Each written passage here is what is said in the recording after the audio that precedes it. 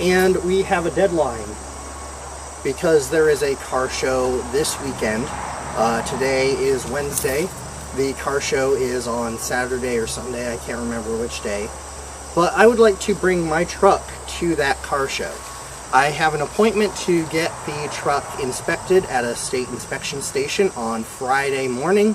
So everything we need to do to get this truck running and inspected needs to happen before Friday at 11.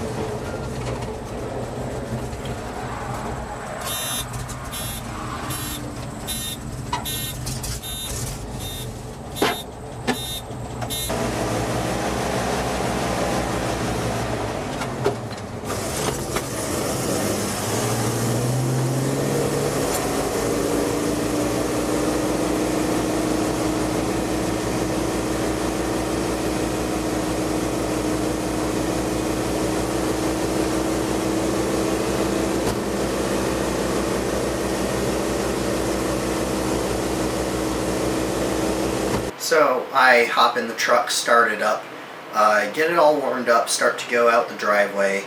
Everything is fine, brakes are functioning perfectly. I get out into the intersection, the engine's running fine, everything is great. I've adjusted the carburetor at this point. I start to go up the hill and head toward this garage. And so I go up the hill around a corner, and that's when the first thing goes wrong on this run. My driver's door flies open. I'm like, huh, that's weird. So I close it and make sure it's locked, and there's something wrong with the latch. It just doesn't seem to want to stay latched. So I close it and I push the latch up into the locked position, and I think, okay, now we're fine. But then as I'm going, I go and turn another corner, door flies open again. The latch, the handle goes down. There's a spring that's supposed to, keep it latched, and it's just not doing its job, and it's having a hard time staying closed. So now, in addition to shifting gears and trying to steer, I'm also got my hand out the window holding onto the door to try to keep the door closed. It's really bad when I have to try to turn, because turning this truck, kind of requires both hands to manipulate the steering wheel because it's very large. It doesn't have power steering. And of course, whenever I was trying to shift, I would have to take my hand off the door, put it on the steering wheel, take my other hand, do the shifting, and the door would fly open, and then I'd have to quickly swap hands and close the door.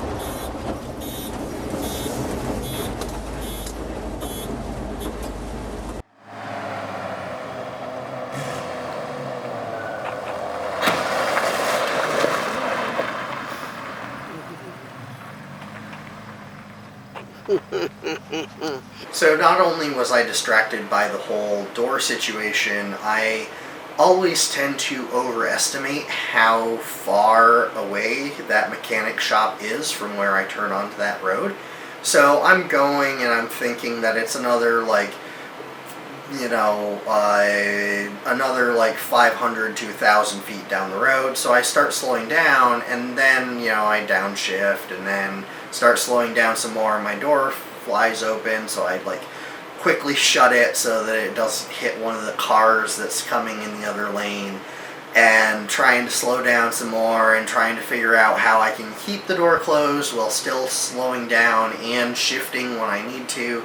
And then I realize, oh shit, the turn is right there. I quickly turn, very, very quickly turn into the driveway. Luckily, it's a nice large driveway and I've got plenty of room to turn, and I'm not going super fast. I'm not in danger of tipping it over or anything. And I, hit the brakes and really slow down. The door flies open, and the strap that actually keeps the door from flying too far open, that stops the door, that completely breaks off because of the force with which I'm braking and how fast that door flew open. So that breaks off, and I, get it slowed down, I don't stall it out, and then I pull around to in front of the bay doors.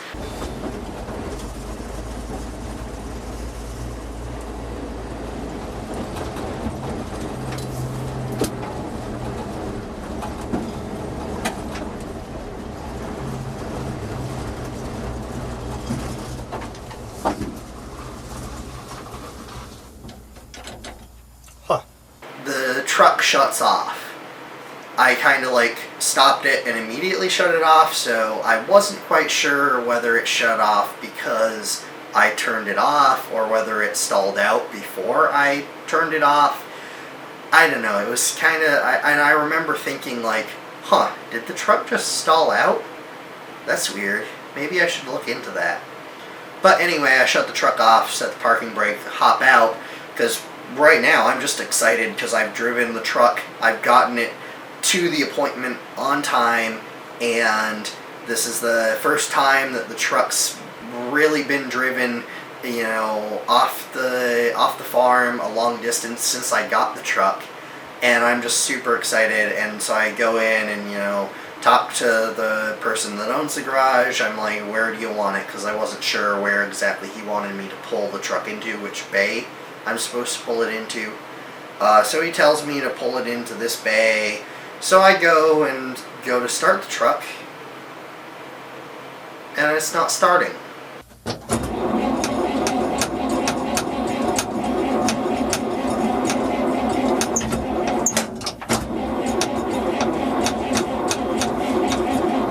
So I try a few different things, and then the employees of the garage come out, and they're trying to help me get the thing started, and it's just not starting.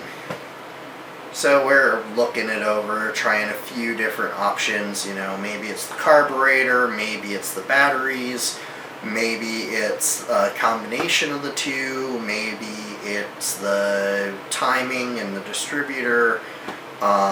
I got a jump pack. We can hook a jump pack to it if it needs. Yeah, that it could, because might just need a little more turn. Because I realized I thought I was being really smart when I was wiring up that fuel pump, so I wired it up to a circuit that's already in here. And then I realized that that circuit is only active when the lights are on. So now I have to start it with the lights on, which of course isn't helpful. Oh, that might help, Calvin. What? You got a loose battery terminal over here. Oh. Long story short, we couldn't get the truck started. Also, the truck wouldn't have passed a state inspection anyway because the tires were too cracked and dry rotted. So in order to pass the state inspection, I actually need to get 10 new tires, and they're, you know, the giant tires. They're you can get some in military surplus, but you know, you always run the risk of, are the military surplus tires actually going to be any better than the ones that are on the truck now? So really it's best, as far as like the state inspection and making sure that I can actually pass the inspection and get everything is fine there. Need to get 10 brand new tires for $400 a piece, plus shipping charges, which is going to be quite a bit because the tires are huge and heavy and they'll have to be shipped by a truck. But that's not stopping me, because I just renewed the registration a few days prior, and there's actually a grace period. Once you renew a registration, you have 30 days to get the vehicle inspected if it's not already inspected. So I'm still on that grace period, and that grace period, as I can drive it around during that grace period, and I don't have to worry about it. However, we still have to get the truck out of the driveway of the shop. Now, luckily, the guy that owns the shop, he was pretty cool. He's pretty understanding. It was Friday at like 4:30. He's like, you know what, we're closing down for the weekend anyway. No one's gonna, it's not in anyone's way. As long as it's gone by Monday, it's fine. So I have at least a little more time, and you know, I did have to get it out of there by Monday because it was kind of parked in front of his bay doors. So it would have been a hassle if it was there the next week. But at least I've got a couple days to figure everything out. So I had no idea what was going on with the truck. I figured the batteries might be part of it. I figured the fuel, it might not be getting enough fuel. Maybe there was something with the fuel pump. I thought maybe it's the carburetor still needs to be adjusted. You know, there's just a million different things that it could have been. And I knew if I was going to get this truck out of the driveway and have any hope of getting it to the car show, I was going to need some help. So I called in a friend of mine.